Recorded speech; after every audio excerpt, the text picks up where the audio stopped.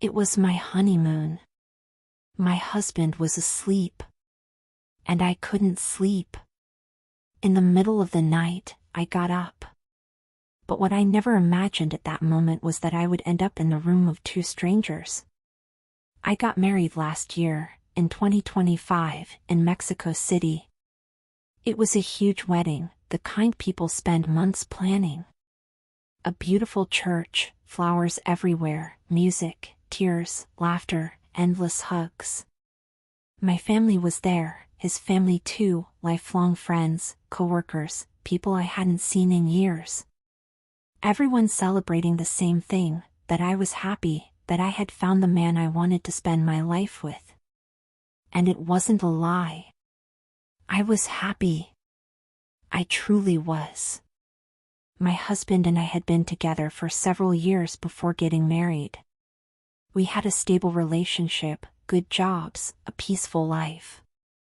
He was attentive, loving, responsible. I never lacked anything with him. That's why no one, not even me, could have imagined what would happen next. For our honeymoon, he fulfilled a promise he had made since we first started talking about marriage, taking me to Punta Cana. I had always dreamed of visiting the Dominican Republic. White sand beaches, turquoise water, warmth, relaxation, luxury. The kind of place you see in photos and think can't possibly be real. He made it happen. We arrived at a spectacular hotel. One of those huge all-inclusive resorts with perfect gardens, pools everywhere, bars on every corner, and a beach that looked unreal.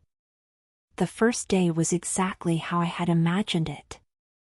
We walked barefoot on the sand, swam in the ocean, laughed like children, toasted over and over again. Champagne, cocktails, elegant dinners.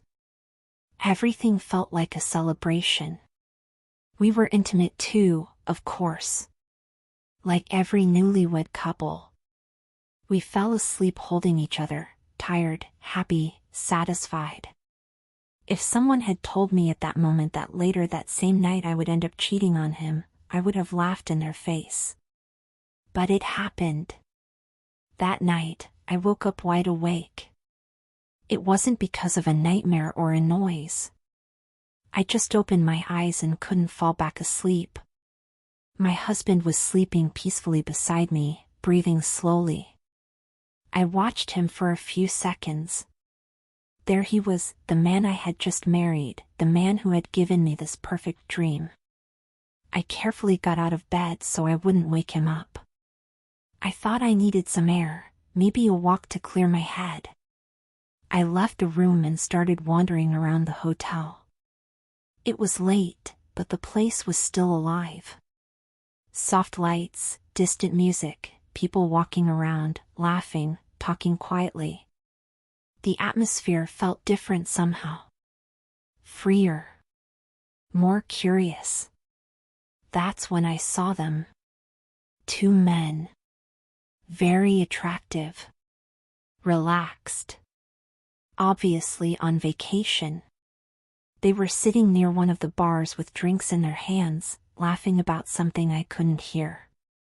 I made eye contact with one of them, then the other. They smiled. I smiled back without thinking too much about it. I walked over. We started talking. Nothing unusual at first. Casual conversation. Where are you from? How long are you staying? What do you think of the place?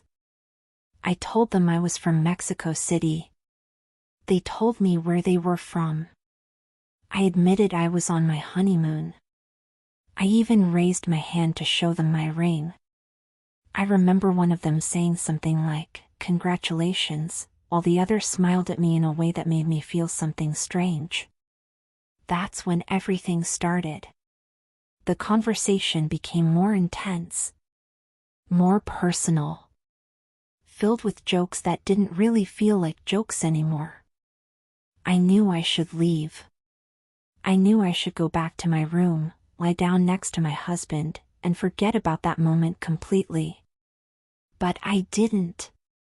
We kept talking, laughing, walking through the hotel together.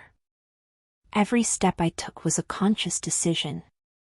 I knew exactly what I was doing, and still, I didn't stop. At some point, one of them mentioned their room. There wasn't an explicit invitation. But there didn't need to be one. My husband was still asleep, completely unaware of everything. I went upstairs with them to their room. I remember the sound of the door closing. I remember the silence. I remember thinking, for a second, that I could still turn around and walk away. I didn't. I walked through that door with a smile on my face, without looking back. That night, I cheated with two men I barely knew. On my honeymoon. In the very place that was supposed to symbolize my commitment, my love, my promise. Afterward, I went back to my room alone. I walked through the hotel hallways with my heart racing, my mind flooded with thoughts, my body trembling with adrenaline. I walked in quietly. My husband was still asleep in exactly the same position. He barely moved when I lay down beside him. Without waking up, he wrapped his arm around me. The most disturbing part wasn't the act itself. It was what came afterward. When I closed the door to our room and lay down next to my husband, I felt something I never imagined I would feel after cheating. I had a smile on my face. Not a nervous smile. Not a forced smile. It was real. Calm. Almost wicked. I had never done anything like that before. Never. In my entire life, I had never cheated. I was always the woman who judged those stories from the outside, the one who said, I would never do that, the one who believed she had limits. And yet there I was, newly married, on my honeymoon, carrying an enormous secret. I stared at the ceiling for a few minutes. I didn't feel guilt. I felt a little fear. A strange mix of adrenaline and calm. I thought about what had happened, about how absurd the situation was, how intense it had been, how unreal it all felt. I also thought about myself, about this version of me I didn't know existed until that night.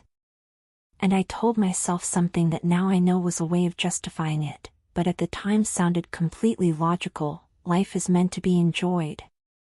I didn't think of it as a cheap excuse. I thought of it as the truth. I was alive, I was traveling, I was in one of the most beautiful places in the world, and I had just lived through an experience unlike anything I had ever experienced before. And most importantly, nobody had been hurt. Nobody knew. Nobody was ever going to know. My husband was breathing peacefully beside me. He shifted slightly and rested his head on my shoulder, still asleep. That simple, intimate gesture relaxed me completely. I closed my eyes. I fell asleep with that smile still on my face, as if nothing had happened. As if I hadn't cheated. I slept deeply. Peacefully. The next morning, we woke up early.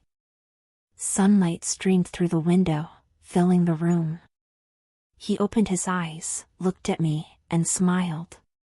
He kissed my forehead and said he was hungry, that we should go get breakfast. His voice sounded exactly the same as always. So did the way he looked at me. There was no suspicion, no distance, nothing out of place. That reassured me. We showered. We laughed. We got ready. We walked down to the hotel restaurant holding hands, like the happy couple everyone believed we were. Breakfast was perfect: fruit, juice, coffee, pastries. He talked about our plans for the day, the beach, the pool, having more champagne later. I nodded, smiled, listened carefully. And deep down, part of me still couldn't believe what had happened. I watched him eat, watched him talk, watched him enjoy himself, completely unaware of what had happened just a few feet away hours earlier. And in that moment, I didn't feel guilt. I felt relief. Huge relief. The confirmation that everything was under control. That nobody suspected anything. That the entire episode could stay exactly where it belonged, in silence. We spent the rest of the day enjoying ourselves as if nothing had happened. The beach, the crystal clear water, laughter, photos. No one could have imagined what I was hiding behind every smile. And the more normal everything felt, the clearer one thing became to me: that night would stay with me forever. Not as an impulsive mistake, but as a decision I made fully aware of what I was doing. I never saw those two men again during the rest of the trip. I didn't look for them either. There was no need. What happened had already happened. I didn't need to repeat it. I didn't need to explain it. I only needed to accept it as part of my story. Today, when I think back on that honeymoon, I can honestly say it was perfect. Beautiful. Intense. Unforgettable. And even though many people won't understand it, even though it may sound cruel or selfish, I don't regret what happened.